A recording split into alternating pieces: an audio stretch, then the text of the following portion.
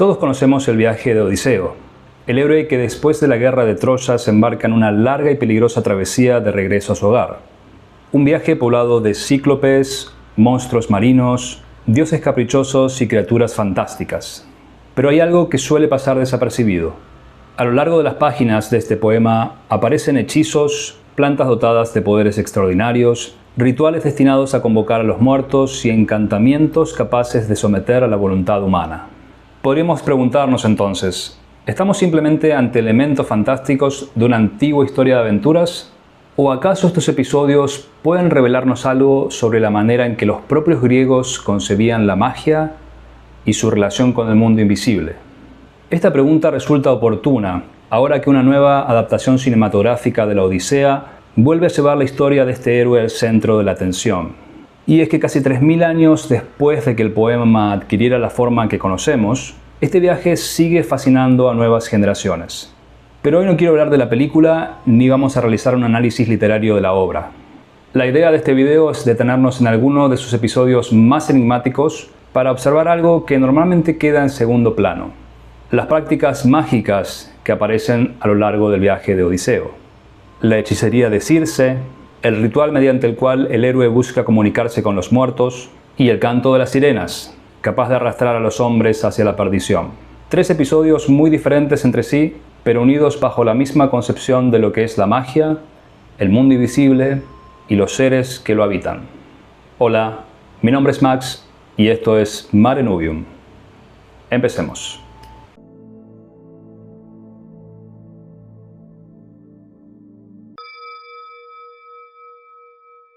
Antes de adentrarnos de lleno en el viaje de Odiseo, conviene detenernos un momento en una pregunta esencial.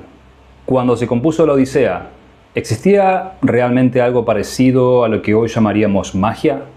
La respuesta no es sencilla. Por supuesto, no contamos con un manual de magia de la época de Homero que nos explique exactamente cómo los griegos entendían estas prácticas. Los papiri graecae magicae, o los papiros griegos mágicos, son muy posteriores y pertenecen principalmente al mundo greco-egipcio de época helenística y romana. Sin embargo, estos textos nos ofrecen una imagen extraordinariamente rica de un universo de prácticas mágicas que, siglos después de Homero, incluía invocaciones, fórmulas, amuletos, rituales de protección, adivinación y comunicación con fuerzas sobrenaturales. No podemos asumir que las prácticas descritas en los papiros mágicos griegos sean idénticas a las que conocía el público de la Odisea, pero sí nos ayudan a comprender que en el mundo antiguo, la magia no era simplemente una colección de prodigios literarios. Existía todo un universo de prácticas, rituales y conocimientos que formaban parte de la cultura religiosa de la antigüedad. Para un griego de la época de Homero, el mundo estaba poblado por fuerzas invisibles. Los dioses intervenían constantemente en los asuntos humanos, los sueños podían contener mensajes divinos y ciertas plantas poseían propiedades extraordinarias. Asimismo, existían amuletos, maldiciones, oráculos y ritos destinados a obtener el favor o a aplacar la ira de los dioses. La separación moderna entre religión, magia y mito simplemente no existía en los mismos términos. Por eso, cuando leemos la Odisea, debemos tener presente que Homero está narrando un mundo en el que lo sobrenatural forma parte del orden mismo de la realidad. Y es desde esta perspectiva desde donde debemos entender los episodios que vamos a recorrer el día de hoy. De todas las figuras mágicas que aparecen en la Odisea, ninguna ha dejado una huella tan profunda en la imaginación occidental como Circe. Incluso hoy, cuando pensamos en una hechicera de la antigüedad, es muy difícil no evocar su figura. Tras abandonar la isla de Eolo, Odiseo y sus hombres llegan a Aea, la morada de Circe. Una parte de la tripulación se adentra en el bosque y encuentra un palacio rodeado de lobos y leones. Sin embargo, estos animales no muestran ninguna agresividad. Al contrario, se acercan mansamente a los recién llegados como si hubieran sido domesticados por una fuerza invisible. Pronto descubrimos el motivo. Circe los recibe con aparente hospitalidad. Les ofrece comida y bebida, pero la mezcla contiene un poderoso hechizo. Después de beber, la hechicera toca a cada uno con su varita y los transforma en cerdos. Estos todavía conservan la mente humana, pero han perdido por completo su forma exterior. A primera vista podría parecer un episodio fantástico más. Sin embargo, si observamos con atención, Homero describe una auténtica secuencia mágica. Primero aparece una preparación ritual, una bebida cuidadosamente elaborada, y luego el uso de una vara, uno de los instrumentos más característicos del imaginario mágico desde la antigüedad.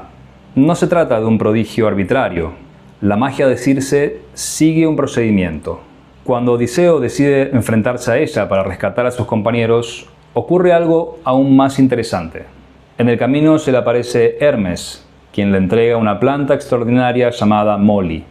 Homero la describe con cierto detalle. Una raíz oscura, una flor blanca y una naturaleza tan singular que solo un dios puede arrancarla de la tierra con facilidad. Gracias a esta planta, el hechizo de Circe pierde toda efectividad. Y aquí encontramos otro elemento característico del pensamiento antiguo: la idea de que ciertas plantas poseen virtudes capaces de protegernos frente a influencias invisibles. En el mundo griego, la naturaleza no era simplemente un conjunto de recursos materiales. También podía albergar poderes ocultos, conocidos solo por dioses, sacerdotes, médicos o especialistas en artes rituales. Pero si el encuentro con Circe nos muestra de forma clara el poder de la hechicería, incluyendo el empleo de pócimas e instrumentos mágicos, así como el uso de plantas con propiedades milagrosas, el siguiente episodio nos conduce a un territorio todavía más inquietante: el mundo de los muertos.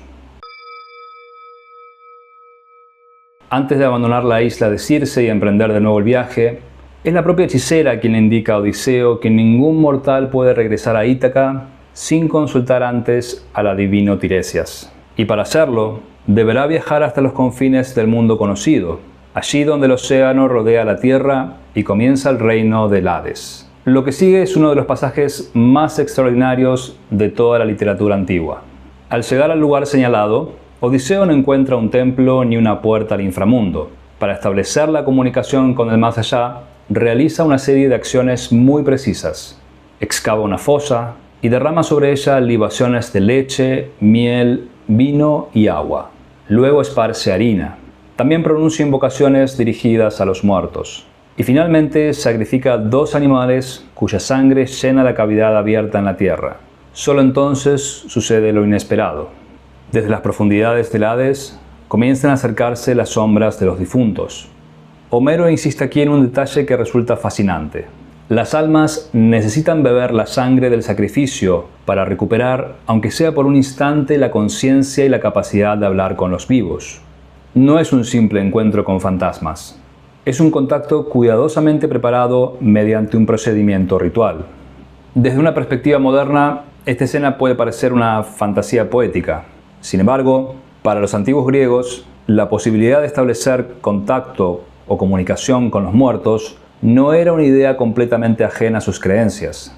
Con el paso de los siglos encontramos referencias a santuarios conocidos como Nekiomanteia, lugares donde se afirmaba que era posible consultar a los difuntos mediante ceremonias específicas. No sabemos hasta qué punto estas prácticas eran frecuentes o de qué forma se desarrollaban realmente, pero sí sabemos que el imaginario griego concedía una enorme importancia a la relación entre el mundo de los vivos y el de los muertos. La Odisea conserva uno de los testimonios literarios más antiguos y sugerentes de esta concepción. Y hay además un aspecto que suele pasar desapercibido. Odiseo no desciende al inframundo para conquistar un reino ni para obtener un poder extraordinario. Desciende en búsqueda de conocimiento. Necesita escuchar a Tiresias para comprender el camino que aún le queda por recorrer. En ese sentido, el viaje al Hades puede entenderse también como una búsqueda de sabiduría. Antes de regresar al hogar, el héroe debe enfrentarse a la muerte y escuchar la voz de quienes han cruzado este umbral. No es casual que tantas tradiciones espirituales posteriores describan un descenso simbólico al mundo inferior como parte del camino iniciático. Sin afirmar que Homero estuviera pensando en ese tipo de enseñanzas, resulta difícil no advertir que este episodio reúne muchos de sus elementos: el cruce de un límite prohibido, el encuentro con los muertos y el regreso transformado por un conocimiento que no podía obtenerse en el mundo de los vivos.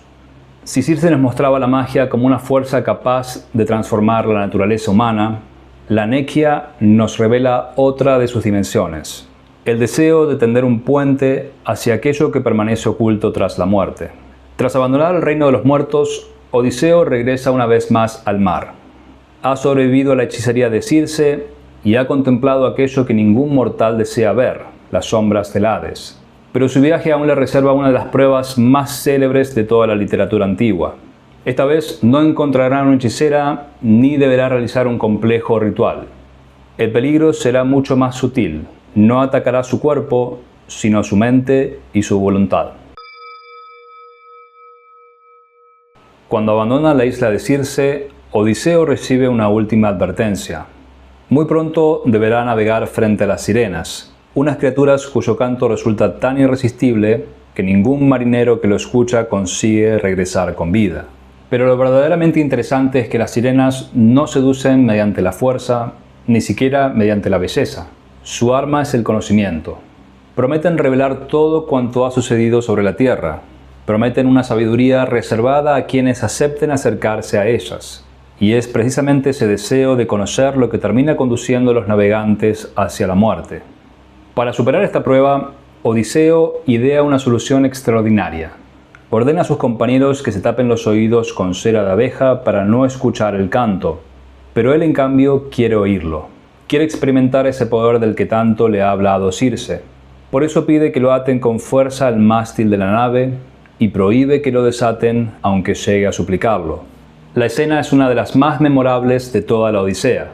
Mientras el barco atraviesa las aguas, las sirenas comienzan a cantar.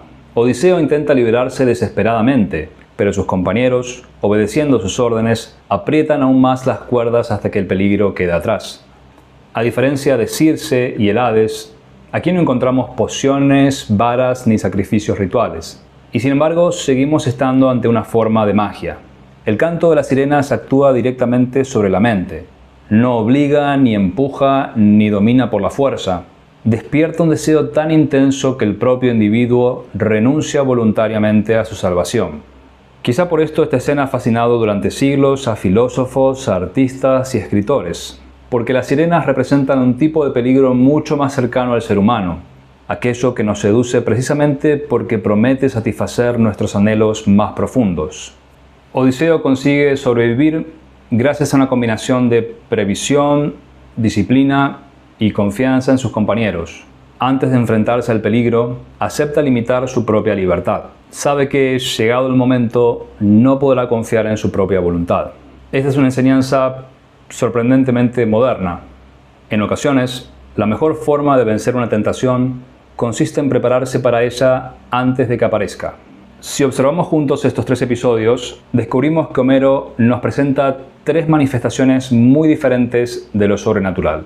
Circe nos habla de la hechicería y la transformación.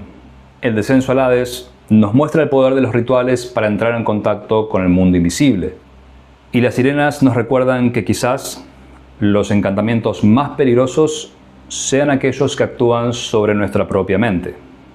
Tal vez por eso la Odisea sigue hablándonos casi 3000 años después, porque bajo la apariencia de un relato de aventuras, conserva el eco de una antigua manera de comprender el mundo, donde la magia no era un simple artificio narrativo, sino una posibilidad inscrita en el tejido mismo de la realidad. Muchas gracias por haber visto el video completo.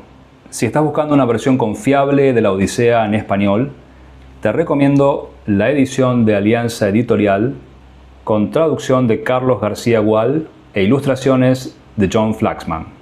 Con motivo de la reciente adaptación cinematográfica de Nolan, han salido al mercado muchísimas ediciones, pero tengan cuidado que en muchos casos las traducciones son automáticas y las ilustraciones están hechas con IA. Por eso es que te recomiendo esta versión en prosa, en un español muy amable y legible, y con ilustraciones en el estilo clásico que acompañan cada capítulo. Mi nombre es Max, yo soy escritor y practicante de magia, y si esta es la primera vez que pasás por el canal, te cuento que en Mare Nubium vas a encontrar material sobre magia, alquimia y ocultismo, tanto en su aspecto teórico, con libros antiguos y grimorios, como en su parte práctica, con ejercicios, ceremonias y rituales. Si estos temas te interesan, te invito a suscribirte al canal para no perderte de los próximos episodios. Y antes de terminar, me gustaría que me cuentes en los comentarios cuál es tu episodio o tu escena favorita de la Odisea, de las que hemos visto hoy en el video o cualquier otra. A mí personalmente me gusta mucho la escena de Polifemo, del Cíclope, y también el ritual de contacto con los muertos en el Hades. Y en tu caso, te leo en los comentarios. Que tengas un excelente día y nos vemos en el próximo video. Chao.